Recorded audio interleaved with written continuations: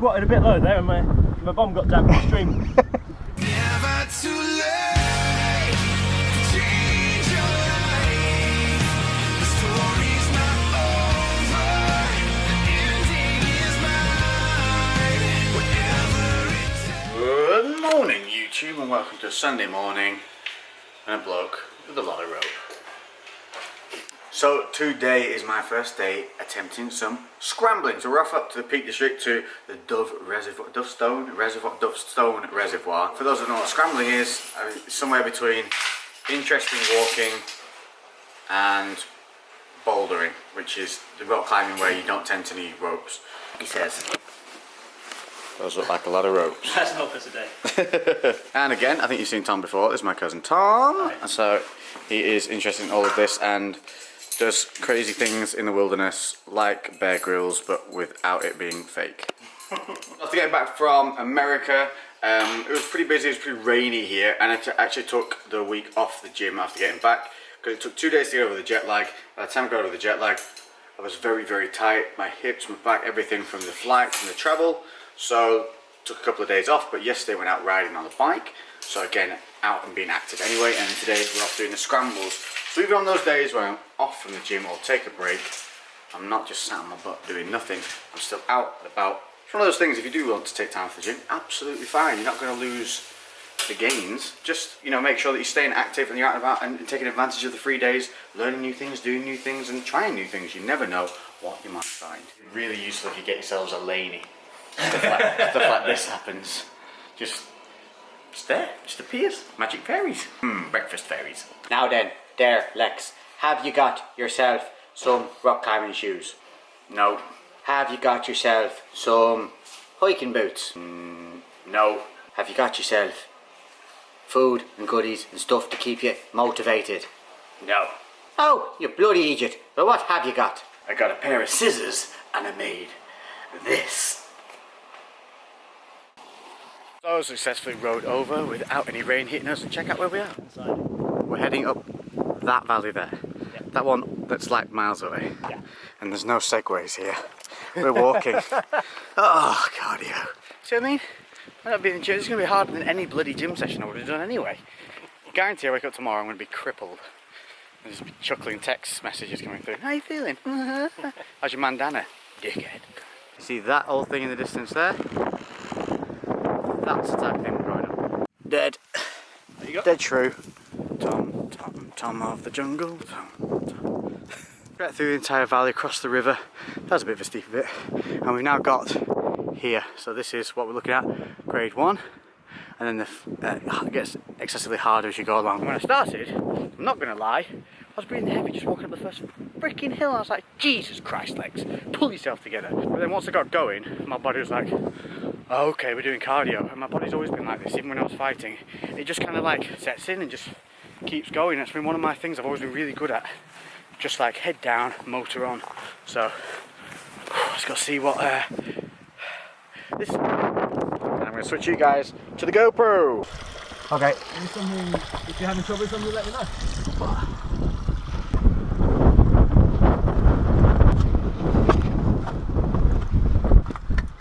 I don't like. Up, yep.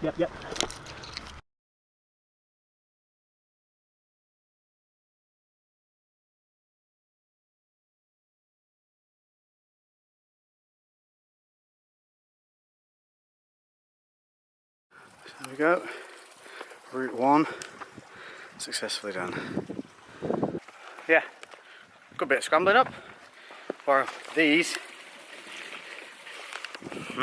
Classed as hiking boots, but So, bit of a mad scramble to get to the base of this, which is the Route 6.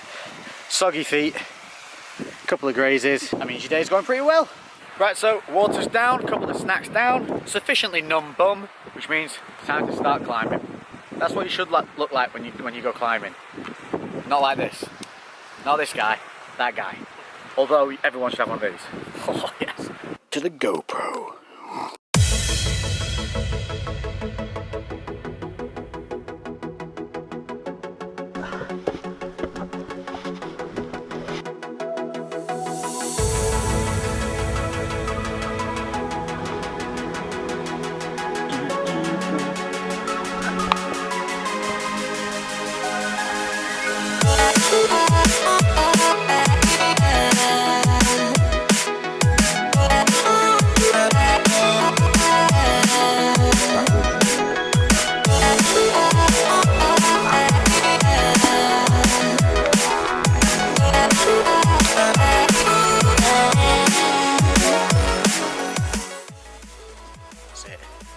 we have reached the peak of our climb. What a view. Tell me one thing, what would you rather see? This or 4 gym walls? I'll leave it up to you. On one note, at the end of this day, challenge yourself, challenge the ordinary. From Ireland, it's a beautiful sunshiny day. We've got a visitor at the house. We have the Mac Effect. He's just finalising the voiceover for the Gymshark tour, which is going to be going up. Will be up by the time you see this, and it's a really, really emotionally inspiring piece. So, well done to this man, because it'll give you. If it doesn't give you goosebumps, it'll leave you feeling happy. Something wrong with you. So, what's coming up? What's going down? We have another leg of the tour coming up. This time we're doing Dublin, Edinburgh and Paris. No, that's wrong. Dublin, Edinburgh, London. Next up after that will be Paris on the European side of things. It's getting a little bit crazy. And so is my kind of Jon Snow-esque look that I've got going on here. So, I'm going to be heading off to Styles, get all this sorted out before the English and Ireland part of the tour begins. That's it, voiceover done. Happy? Always. We have done so much travelling in the past few weeks, it has been insane.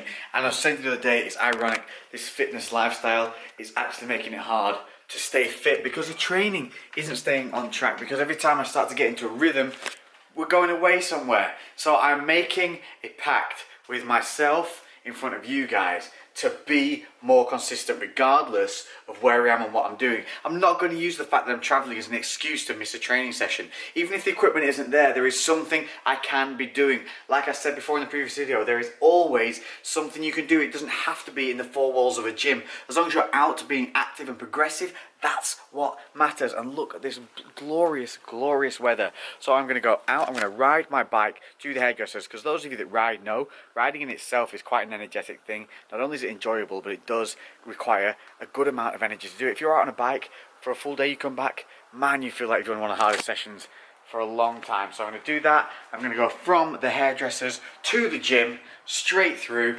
and I am back on it. And being consistent and being on it means being prepared. So I'm ready and set. I got my BCAAs, I got my creatine. Like I said, I promised I'd be more consistent in taking my creatine, and that is the rhythm I've gotten into. Before I go to the gym or head in there, I set up creatine, BCAAs in the same shaker, ice, and drink. And that means I get that routine and that rhythm in my head. And you do that with anything that you're bad with. Start creating a routine, start making it a habit. 28 days of doing something consecutively becomes a habit. You just have to stick it out for 28 days.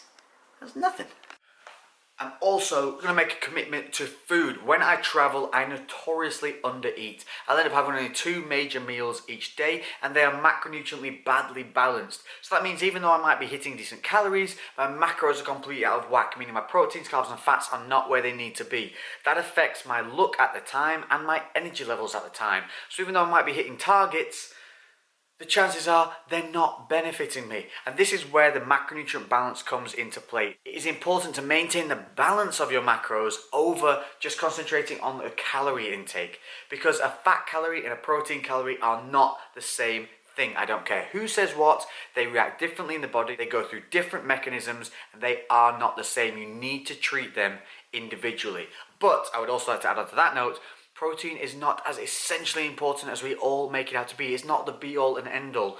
Once you hit a base protein level of somewhere around about 170 to 200, you're pretty much safe. It's the fats and the carbohydrates that become the difference maker in the way that you look, the way that you feel, and the way you progress. So don't be so focused on the protein, and make sure you're putting the right amount of energy and focus into educating yourself on the carbohydrate and fat breakdowns.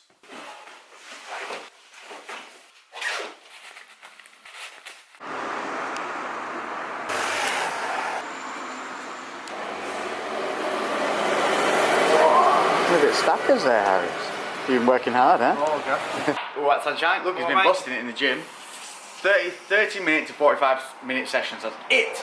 No rest, head down, go. He's on it, he's on it. On it. But so, a lot of you have been asking me about my hair and how I grew it out so quick and how I manage it. Now the trick here is that I'm going to show you.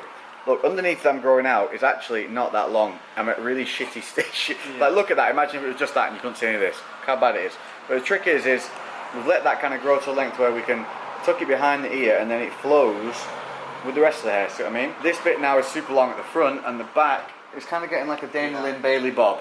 Yeah, I need to. Not gonna lie, DLB bob is in full flow. We're going to put plenty of layers to the top. So when it comes down to the back, it's not sitting quite bobby like it is now. And then it's just a matter of letting it all grow.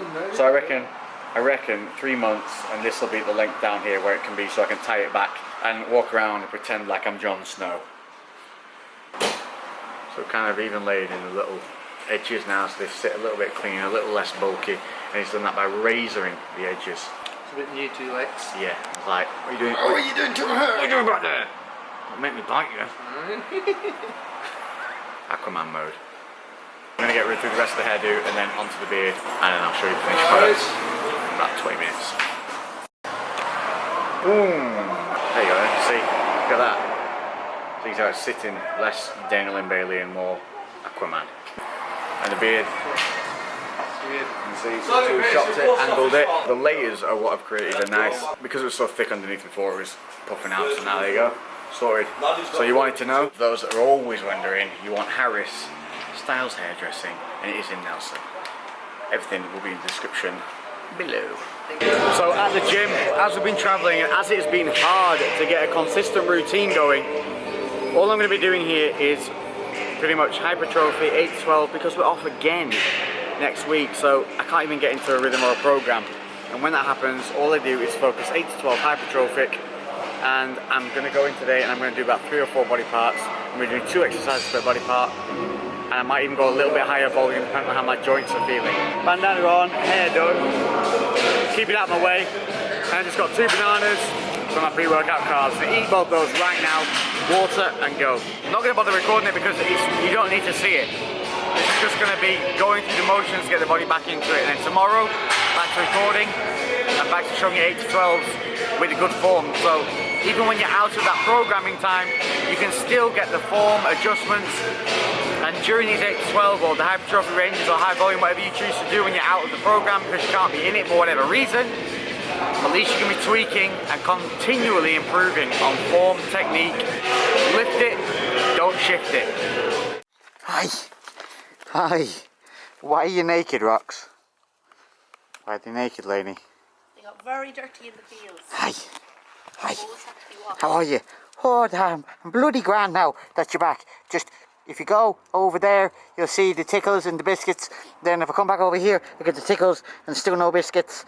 But I'm quite happy. Oh, the bum scratch. I love a bum scratch. Bailey. Bailey.